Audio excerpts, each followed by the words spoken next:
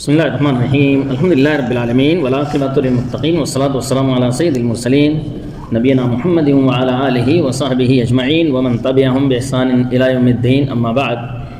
محترم سامعین اکرام، آج کا جو خطبہ ہوا ہے وہ سوشل میڈیا کے فوائد اور اس کے نقصانات کے اوپر ہوا ہے، لہٰذا ہمیں اس کا ترجمہ غور سے سننا چاہیے۔ صحیح بخاری میں سمرہ بن جندب رضی اللہ عنہ سے روایت ہے کہ رسول اللہ صلی اللہ علیہ وسلم اپنے صحابہ اکرام سے اکثر پوچھا کرتے تھے، کیا تم میں سے کسی نے کوئی خواب دیکھا ہے؟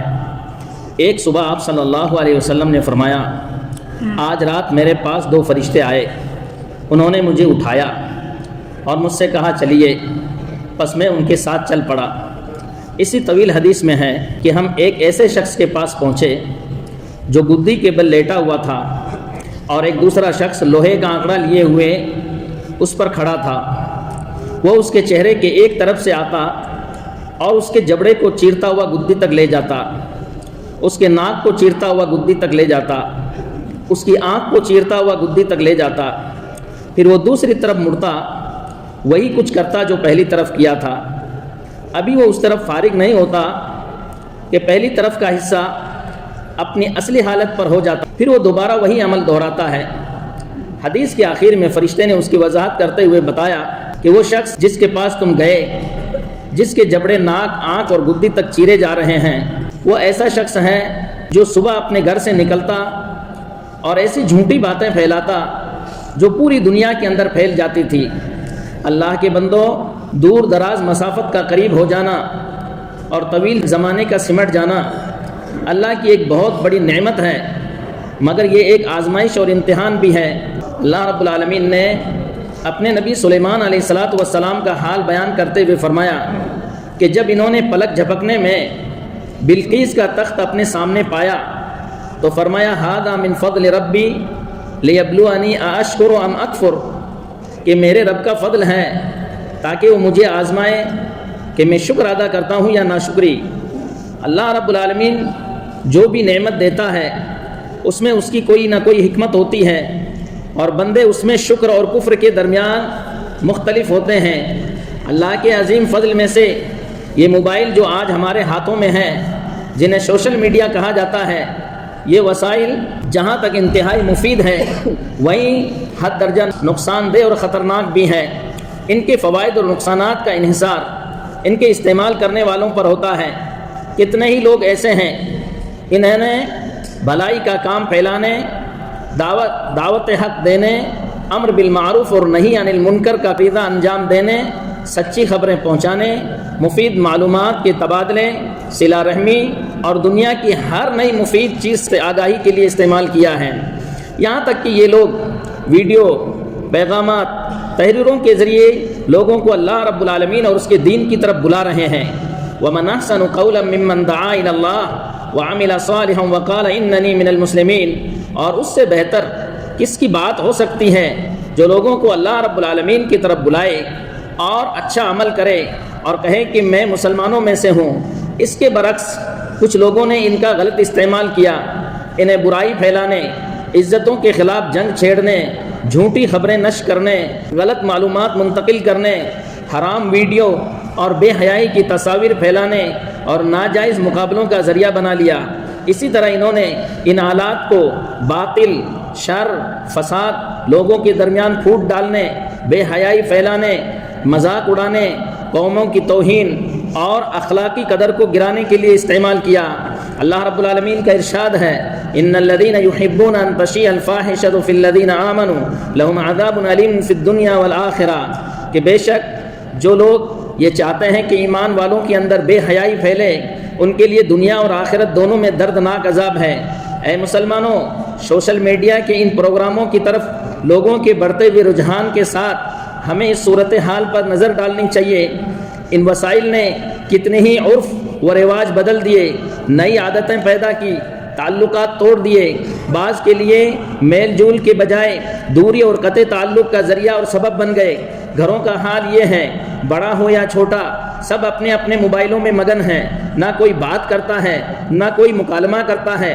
دسترخوان پر ہو، کھانے کے وقت ہو، حتیٰ کہ سونے کے وقت بستروں کے اندر بھی سب موبائل میں مصروف رہتے ہیں۔ بسا اوقات تھکن کی وجہ سے سو جاتے ہیں تو نہ وتر ادا کرتے ہیں اور نہ قیام اللیل، صبح آنکھ کھلتے ہی سب سے پہلے موبائل دیکھتے ہیں تاکہ چھوٹی ہوئی گفتگو اور پیغامات دیکھ سکیں۔ نماز کی نہ پوچھے، نماز کی کوئی پرواہ نہیں ہے، نماز کا وقت بھی ختم ہو جاتا تو بھی اس کی کوئی پرواہ نہیں ہے۔ اے اللہ کے بندو، کیا یہی عقل مندی ہے؟ آپ کسی مجلس میں داخل ہوں تو دیکھتے ہیں کہ تمام یا اکثر لوگ ان موبائلوں میں ڈوبے ہوئے ہیں، اس قدر انہماک ہے کہ کسی دوسری چیز کی طرف متوجہ نہیں ہوتے، یہاں تک کہ ایک دوسرے کی طرف دیکھنا بھی گوارا نہیں کرتے۔ اس سے بھی زیادہ کڑوی حقیقت یہ ہے کہ بعض ملازمین اپنی پیشہ وارانہ ذمہ داریوں کے بجائے موبائلوں میں مصروف رہتے ہیں اور ضرورت مند کے کاموں میں تاخیر کرتے ہیں۔ اس سے بھی زیادہ دکھ کی بات یہ ہے کہ ان موبائلوں میں مصروفیات کے باعث ہونے والے ٹریفک حادثات میں بہت سارے بے گناہ کی جانیں چلی گئی اور موت واقع ہو گئی۔ نوجوانوں کا حال تو یہ ہے کہ وہ ایک الگ ہی المیہ ہے۔ ایک یونیورسٹی کی تحقیق کے مطابق طلباء کا 1/3 حصہ روزانہ 6 گھنٹے سے زیادہ وقت اسمارٹ فون پر استعمال ہوتا ہے۔ زندگی کے لیے کتنی قیمتی لمحات بغیر کسی فائدے کے ضائع ہو رہے ہیں۔ چھوٹے بچوں کے پاس ان موبائلوں کا ہونا بڑی افسوس کی بات ہے کہ وہ ان سے کھیلتے ہوئے اپنا وقت، صحت اور اخلاق سب کی سب چیزیں تباہ کر رہے ہیں، جبکہ وہ اچھے اور برے میں تمیز بھی نہیں کر سکتے۔ ان آلات کی لت نے انہیں خاندان سے دور کر دیا، معاشرے سے الگ تھلگ کر دیا۔ اس کے نتیجے میں سستی، تناؤ، آنکھوں کی کمزوری اور دماغی امراض پیدا ہو رہے ہیں۔ اللہ کے بندو، ہم اپنی ذات، اعضاء اور زیر کفالت افراد کے بارے میں قیامت کے دن پوچھے جائیں گے۔ اللہ رب العالمین کا ارشاد ہے، ما یلفظ من قول الا لدیہ رقیب عتید۔ انسان کوئی بھی لفظ زبان سے نہیں نکالتا مگر اس کے پاس ایک نگراں فرشتہ تیار رہتا ہے جو اسے لکھ لیتا ہے۔ ہمیں اپنی ذات اور اولاد کے بارے میں اللہ سے ڈرنا چاہیے۔ بچوں کو ان وسائل کے خطرے سے بچانے کی سنجیدگی سے کوشش کرنی چاہیے۔ اللہ رب العالمین کا ارشاد ہے، یا ایھا الذین آمنوا قوا انفسکم واہلیکم نارا وقودھا الناس والحجارہ۔ اے ایمان والو، اپنے آپ کو اور اپنے اہل و عیال کو اس آگ سے بچاؤ جس کا ایندھن انسان اور پتھر ہے۔ ایمانی بھائیوں، چونکہ ان حالات میں خیر و شر دونوں موجود ہیں، اس لیے ضروری ہے کہ اچھی طریقے سے اس کو سمجھا جائے، اور اس کے چند اصول میں آپ کے سامنے رکھتا ہوں۔ سب سے پہلے، ہر معلوم بات نہ کہی جائے۔ ہر شخص کے پاس کچھ معلومات اور کچھ راز ہوتے ہیں، ہر سنی سنائی بات بیان کرنا مناسب نہیں ہے۔ اللہ کے رسول صلی اللہ علیہ وسلم نے فرمایا، کفا بالمرء کذبا ان یحدث بکل ما سمع۔ آدمی کے جھوٹے ہونے کے لیے یہی کافی ہے کہ وہ ہر سنی سنائی بات بیان کر دے۔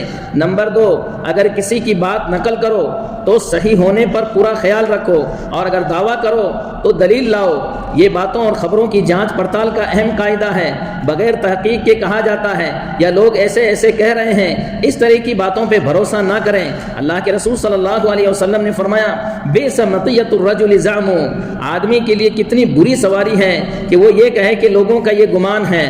اور رسول اللہ صلی اللہ علیہ وسلم نے فرمایا، من حدث عنی حدیثا وهو يرى انه كذب فهو احد الكاذبین۔ جس نے میرے بارے میں کوئی حدیث بیان کی حالانکہ وہ جانتا ہے کہ یہ جھوٹ ہے، تو وہ 2 جھوٹوں میں سے ایک جھوٹا ہے۔ نمبر 3، خبروں کی تصدیق اور تحقیق کریں، خاص طور پر اس دور میں جہاں جلد بازی عام ہے۔ ایک بٹن دبانے سے پوری دنیا میں خبر پھیل جاتی ہے۔ اللہ رب العالمین کا ارشاد ہے، یا ایھا الذین آمنوا ان جاءکم فاسق بنبأ فتبینوا ان تصیبوا قوما بجہالۃ فتصبحوا علی ما فعلتم نادمین۔ اے ایمان والو، اگر تمہارے پاس کوئی فاسق خبر لے کر آئے تو اس کی تحقیق کر لیا کرو، کہیں ایسا نہ ہو کہ اپنے کیے ہوئے پر تمہیں شرمندگی اٹھانی پڑے۔ نمبر 4، جس کا شر خیر پر غالب ہو اسے چھوڑ دیں، کیونکہ چھوڑنے میں سلامتی اور کرنے میں گناہ اور ندامت ہے۔ اللہ کے رسول صلی اللہ علیہ وسلم نے فرمایا، ان العبد لا يتكلم بالكلمة من رضوان الله لا يلقي لها بالا يرفعه الله بها درجات، وان العبد لا يتكلم بالكلمة من سخط الله لا يلقي لها بالا يهوي بها في جہنم۔ بندہ اللہ کی رضامندی کی کوئی ایک بات کرتا ہے جس کی وہ پرواہ نہیں کرتا ہے، مگر اللہ اس کی وجہ سے اس کے درجات بہت بلند کر دیتا ہے، اور دوسرا بندہ اللہ کی ناراضگی میں کوئی ایسی بات کرتا ہے جس کی وہ پرواہ نہیں کرتا ہے، مگر اس کی بنا پر وہ جہنم کی گہرائیوں میں چلا جاتا ہے۔ نمبر 5، مسلمانوں کی عزت اور ان کی بھید سے نہ کھیلیں۔ مسلمانوں کی پردہ پوشی واجب ہے، ان کی رسوائی حرام ہے۔ اللہ کے رسول صلی اللہ علیہ وسلم نے فرمایا المسلم من سلم المسلمون من لسانه ويده والمهاجر من هاجر ما نهى الله عنه، مسلمان وہ ہے جس کی زبان اور ہاتھ سے دوسرے مسلمان محفوظ رہیں، اور حقیقی مہاجر وہ ہے جو اللہ کی حرام کردہ چیزیں چھوڑ دے۔ نمبر 6، سلامتی کے برابر کوئی چیز نہیں، یہی علم، توفیق اور خشیت کی نشانی ہے۔ ایک صحابی اللہ کے رسول صلی اللہ علیہ وسلم کے پاس آئے اور کہنے لگے یا رسول اللہ ارائیت ان ضعفت عن بعض العمل قال تکف شرک عن الناس فإنها صدقۃ منک علی نفسک۔ صحابی آئے اللہ کے رسول صلی اللہ علیہ وسلم کے پاس، انہوں نے کہا کہ اللہ کے رسول اگر میں کمزوری کی بنا پر بعد اچھے اعمال نہ کر سکوں تو رسول اللہ صلی اللہ علیہ وسلم نے فرمایا تم لوگوں کو اپنے شر سے بچائے رکھو، یہ تمہاری طرف سے تمہاری اپنی ذات پر صدقہ ہے۔